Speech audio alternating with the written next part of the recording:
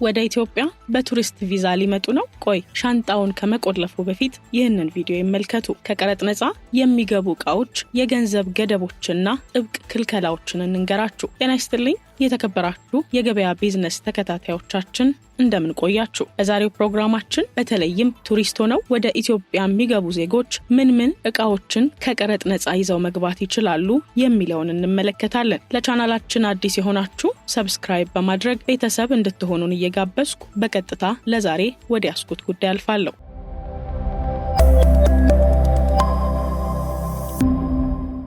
ከቀረጥ ነፃ ማለት ባጭሩ አንድን ዕቃ ወደ ሀገር ውስጥ ሲያስገቡ ለመንግስት የሚከፈለውን ማንኛውንም አይነት የታክስ ወይም የጉምሩክ ክፍያ ሳይከፍሉ መግባት መቻል ማለት ነው። በተለመደው አሰራር ማንኛውም ዕቃ ከውጪ ሲመጣ የጉምሩክ ቀረጥ፣ የተጨማሪ እሴት ታክስ፣ የኤክሳይዝ ታክስና ሌሎች ክፍያዎች ይከፈልባቸዋል። ከቀረጥ ነፃ ሲባል ግን እነዚህ ሁሉ ክፍያዎች ዜሮ ይሆናሉ ማለት ነው። ታዲያ መንግስት ይህንን መብት የሚፈቅደው ዕቃዎቹ ለግል አገልግሎት እስከተሰሉ ድረስ ነው። ለምሳሌ ያህል የለበሱት ልብስ፣ የያዙት አንድ ስልክ ወይም ላፕቶፕ ለግሎ እንደሚያስፈልግ ስለሚታመን ከቀረጥ ነፃ መግባት ይችላል። ነገር ግን 5 አዳዲስ ስልኮችን ይዘው ቢመጡ ይህ ለሽያጭ ነው ተብሎ ስለሚታሰብ ቀረጥ ይጠየቅባቸዋል። ከቀረጥ ነፃ ሲባል የፈለጉትን ያህል ብዛት ይዘው ይገባሉ ማለት አይደለም። እያንዳንዱ ሀገር የራሱ የቁጥር ወይም የገንዘብ መጠን ገደብ አለው። ለምሳሌ እስከ 2 ሊትር መጠጥ ከቀረጥ ነፃ ነው ከተባለ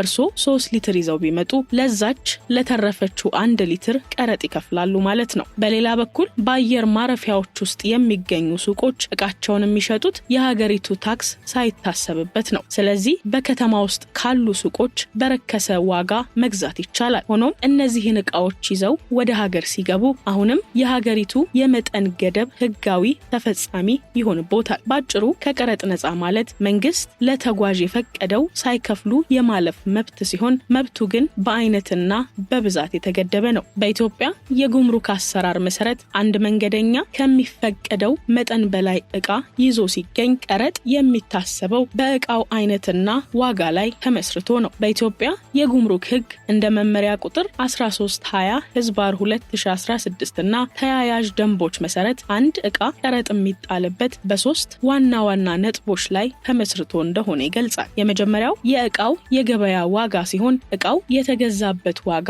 በደረሰኝ ይታያል። ደረሰኝ ከሌለ ታዲያ ጉምሩኩ ራሱ የራሱ የሆነ የዋጋ ዳታቤዝ አለው። ሁለተኛው ደግሞ የማጓጓዣና ኢንሹራንስ ወጪ ሲሆን የዕቃው ዋጋ ሲደመር የማጓጓዣ ዋጋ ሲደመር የኢንሹራንስ ክፍያ ተደምረው የዕቃው ጠቅላላ ዋጋ ይሰላል። ሶስተኛው የታሪፍ ተመን ሲሆን እንደ ዕቃው አይነት ለምሳሌ ኤሌክትሮኒክስ፣ አልባሳት ወይም የቤት ዕቃ የሚከፈለው በመቶኛ ይለያያል። አንድ ዕቃ ቀረጥ አለበት ከተባለ የሚከተሉትን ታክሶች በቅደም ተከተል ይደመሩበታል ሲልም ነው መመሪያው የሚያሰፍረው። የታክስ አይነቱ የጉምሩክ ቀረጥ ከሆነ ከ5 እስከ 35%፣ የኤክሳይዝ ታክስ ከሆነ ደግሞ ከ10 እስከ 100%፣ እንዲሁም ተጨማሪ እሴት ታክስ ሲሆን ደግሞ 15%፣ የገቢ ግብር ደግሞ 3% መሆኑን ይገልጻል። እዚህ ጋር ልብ ሊባል የሚገባው ነገር እነዚህ ታክሶች የሚታሰቡት በደራቢ ነው። ይህም ማለት ቫት የሚታሰበው የዕቃው ዋጋ ሲደመር ቀረጥ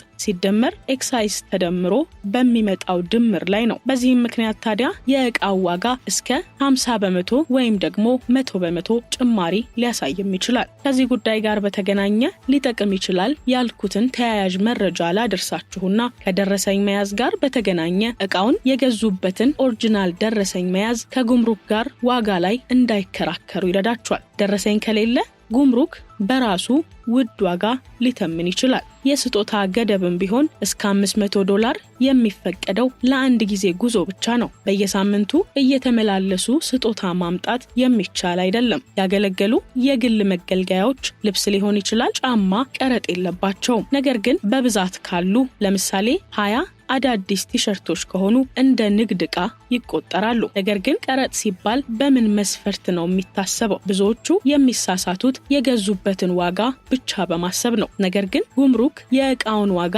የማጓጓዣ ወጪውንና እንደ ዕቃው አይነት የሚለዋወጠውን የታሪፍ ተመን ደምሮ የሚተመን ነው። አንድን ስልክ ከተፈቀደው መጠን በላይ ይዘው ቢገቡ የጉምሩክ ቀረጥ ቫትና ሱር ታክስ ተደምሮ ዋጋው በእጥፍ ሊጨምር ይችላል። ስለዚህ ደረሰኝ መያዝና የህጉን ደንብ ማወቅ ጠቃሚ ነው። በኢትዮጵያ የጉምሩክ ህግ መሰረት ወደ ሀገር ውስጥ ይዞ መግባት በፍጹም የተከለከሉ ወይም ደግሞ ልዩ የሆነ ፍቃድ የሚጠይቁ ዕቃዎችን ማወቅ ለተጓዦች በጣም አስፈላጊ ነው። ምክንያቱም እነዚህ ዕቃዎች ሲገኙ መቀጣት ብቻ ሳይሆን እስከ መታሰር የሚያደርስ ህጋዊ ተጠያቂነትን ሊያስከትሉ ይችላሉ። በፍጹም የተከለከሉና ልዩ ፍቃድ የሚጠይቁ ዕቃዎችን ስንመለከት ማንኛውም አይነት የጦር መሳሪያ፣ ጥይት ወይም ፈንጂ ይዞ መግባት በጥብቅ የተከለከለ ነው። ነገር ግን ለጥበቃ ወይንም ደግሞ ለተፈቀደ አደን መሳሪያ ይዞ መግባት የሚቻለው ከፌደራል ፖሊስና ከሚመለከተው አካል አስቀድሞ ልዩ ፈቃድ መያዝ ሲቻል ብቻ ነው። ሌላኛው አደንዛዥ እጾች ናቸው። በዚህም ማንኛውም አይነት አደንዛዥ እጽ መያዝ ከባድ ወንጀል ነው። ለግል ሕክምና የሚያገለግሉ መድኃኒቶች ከሆኑ የሐኪም ማዘዣ መያዝ ግዴታ ነው። ታዲያ ያለ ማዘዣ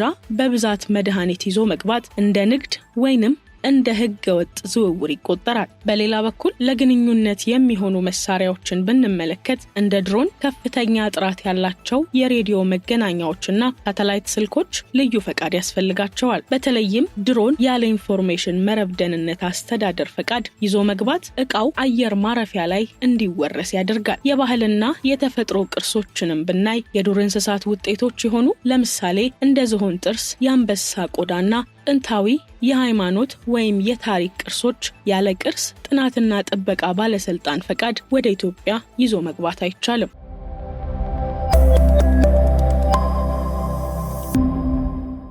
አሁን ደግሞ ወደ ሀገር ሲገቡ ትልቅ ራስ ምታት ሊሆንቦት ስለሚችሉና በፍጹም ሻንጣው ውስጥ ሊኖሩ ስለማይገቡ ዕቃዎች እናውጋ። ብዙ ተጓዦች ሳያውቁት ትልቅ ስህተት የሚሰሩበት አንዱ ነጥብ የቴክኖሎጂ መሳሪያዎች ላይ ነው። ለምሳሌ ለቪዲዮ መቅረጫ ብለው የሚይዙት ድሮን አስቀድሞ የተገኘ የኢንሳ ፈቃድ ከሌለው አየር ማረፊያ ላይ የመወረስ መብት አለው። በተመሳሳይ መልኩ የሬዲዮ መገናኛዎችና የሳተላይት ስልኮችም ጥብቅ ቁጥጥር ይደረግባቸዋል። ከዚህ ባለፈ መድኃኒቶችንም በተመለከተ ከፍተኛ የሆነ ጥንቃቄ መውሰድ ያስፈልጋል። ለራስዎ ጤና የሚጠቀሙበት መድኃኒት ከሆነ የሐኪም ማዘዣ መያዙን አይዘንጉ። ካልሆነ ግን እንደ ህገወጥ መድኃኒት ዝውውር ተቆጥሮ ለከፍተኛ ቅጣት ሊዳርጎት ይችላል። ሌላውና ትልቁ ጉዳይ የባህልና የተፈጥሮ ቅርሶች ናቸው። የዱር እንስሳት ውጤቶችን ወይም ደግሞ ቀደም ሲል እንደጠቀስነው ጥንታዊ ቅርሶችን ያለ ልዩ ፍቃድ ይዞ መውጣትም ሆነ መግባት በህግ ያስቀጣል።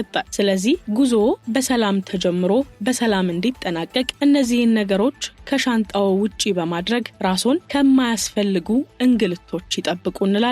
መግቢያዬ ላይ ወደ አነሳሁት ጉዳይ ልመለስና ወደ ኢትዮጵያ በቱሪስት ቪዛ የሚገባ ማንኛውም መንገደኛ ሊያውቃቸው የሚገቡ ወሳኝ የጉምሩክ መመሪያዎች አሉ። በመጀመሪያ ደረጃ ለግል አገልግሎት የሚውሉ ያገለገሉ አልባሳት፣ ጫማዎችና የመጸዳጃ ዕቃዎች ያለምንም ቀረጥ ይዞ መግባት ይቻላል። ሆኖም ግን በኤሌክትሮኒክስ ረገድ ህጉ ግልጽ ገደቦችን ያስቀምጣል። አንድ ቱሪስት ይዞ መግባት የሚችለው አንድ ላፕቶፕ፣ አንድ ሞባይል ስልክና አንድ ዲጂታል ካሜራ ብቻ ነው። ከዚህ ቁጥር በላይ የሆኑ አዳዲስም ሆኑ ያገለገሉ መሳሪያዎች ለንግድ እንደታሰቡ ተቆጥረው ከፍተኛ ቀረጥ ሊጠየቅባቸው ወይም ደግሞ ሊታገዱ የሚችሉበት አግባብ አለ። ሌላው ትኩረት የሚሻው ጉዳይ የውጭ ምንዛሬ አያያዝ ነው። አንድ የውጭ ሀገር ዜጋ ወይም ደግሞ ቱሪስት ወደ ኢትዮጵያ ሲገባ የፈለገውን ያህል የውጭ ምንዛሬ ይዞ መግባት ቢችልም መጠኑ ግን ከ3000 የአሜሪካ ዶላር ወይም ደግሞ ተመጣጣኝ የውጭ ገንዘብ በላይ ከሆነ አየር ማረፊያ ላይ ለጉምሩክ ማሳወቅ ወይም ደግሞ ዲክሌር ማድረግ ግዴታው ነው። ይህንን ሳያደርጉ ቀርተው ሲወጡ ከአቅም በላይ የሆነ ገንዘብ ተገኝቶበት ቢያዝ ገንዘቡ ከመወረሱ ባለፈ እስከ እስራት የሚያደርስ ቅጣት ሊያስከትል እንደሚችልም መመሪያው አስፍሮታል። በተለይ ደግሞ በቱሪስት ቪዛ የመጡ ሰዎች ይዘውት የገቡትን የውጭ ምንዛሬ በህጋዊ ባንኮች ወይም ፈቃድ ባላቸው የምንዛሬ ተመኖች ብቻ መጠቀም እንዳለባቸው መዘንጋት የለባቸው። በሌላ በኩል በጥቁር ገበያ ሲመነዝሩ መገኘት በህግ ያስቀጣል። ስለ ወርቅና ጌጣጌጥ ስናነሳ ደግሞ አንድ ቱሪስት ለግል መገልገያ የሚሆን እስከ 100 ግራም የሚመዝን የወርቅ ጌጣጌጥ ይዞ መግባት ይችላል። ከዚህ መጠን በላይ ከሆነ ግን እንደ ንግድ ዕቃ ስለሚቆጠር አስቀድሞ የተገኘ ፈቃድና የንግድ ቀረጥ ክፍያን ይጠይቃል። በተመሳሳይ ሁኔታ ስጦታዎችን በተመለከተ እስከ $500 ግምት ያላቸው ዕቃዎች ከቀረጥ ነፃ ቢፈቀዱም ዕቃዎቹ ግን ለሽያጭ የማይውሉና